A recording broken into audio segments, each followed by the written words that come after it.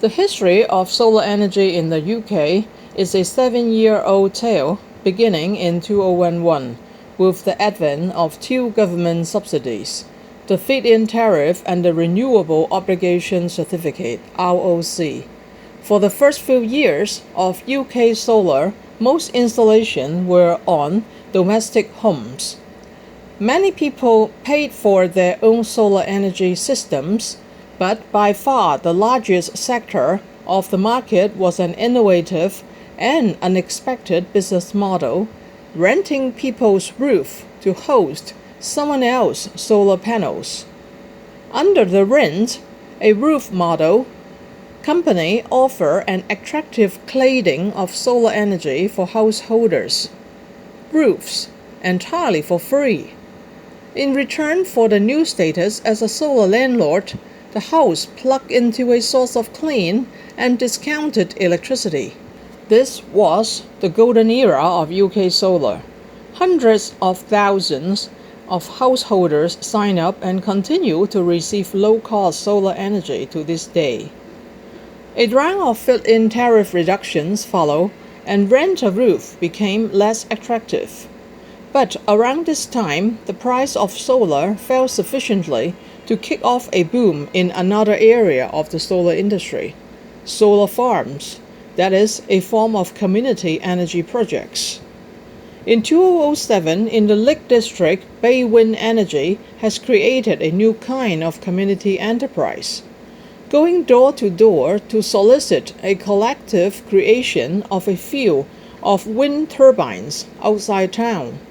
In Lewes, Sussex, Ovesco pioneered a similar model using solar.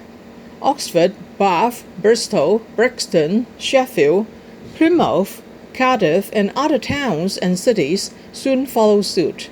The sector began to grow. From around 2013 to 2015, solar farms came to dominate the UK solar market. Domestic firms retired, and a new wave of private equity-backed developers began scouting the countryside looking for potential solar fields.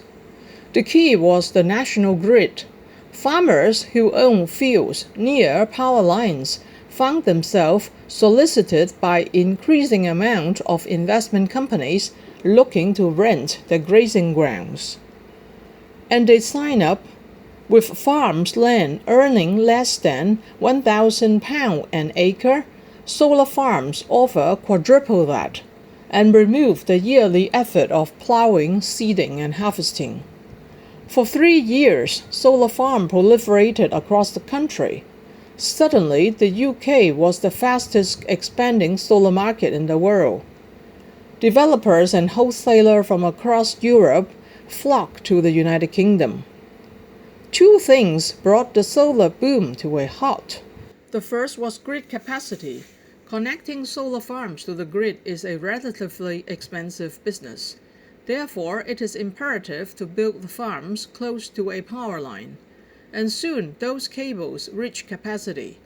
Regional power companies found it challenging to meet all requests from solar farms. Eventually, it became very difficult to find fields sufficiently close to the aging grid network. Then came the inevitable subsidy cuts. The government retired the Renewable Obligation Certificate (ROC), which guarantees solar farm owners a particular price for their electricity. Although the government promised a replacement known as Contracts for Difference (CFD), few people understood the new regime, and it was very difficult to get access to the CFD auctions.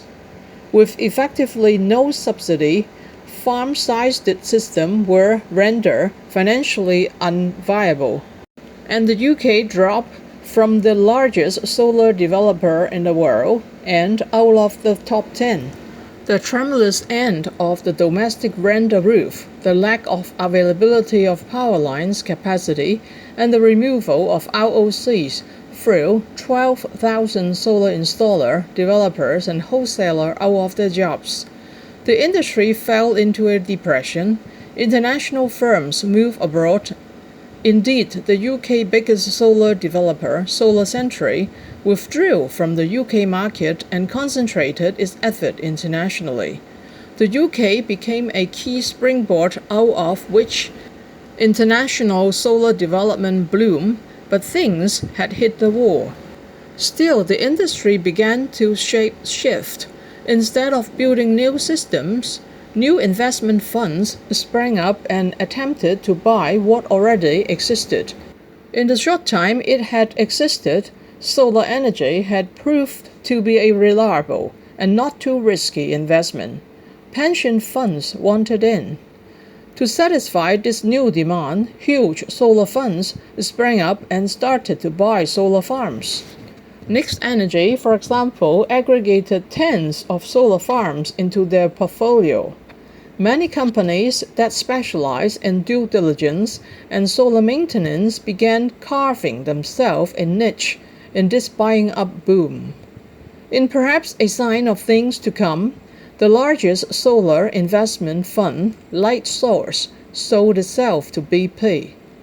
Now, with little new solar being created, the hunt is on for new business models. New companies have been formed around battery storage, with prices falling in the same way that solar has done. Blockchain, electric vehicles will continue. A heady medley of new technologies many believe will revolutionize the underlying solar business model. There are significantly less developers, wholesalers, and installers than there were. The money is still there. Over the years, the City of London has come to appreciate solar projects. But the history of solar is always one of boom and bust. 2019 see the end of solar subsidies in the UK. At the same time, solar prices are once again falling dramatically. The industry changed shape again.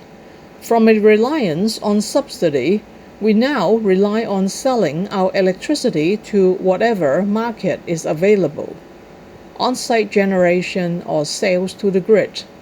As we approach grid parity, things are perhaps set to pick up again.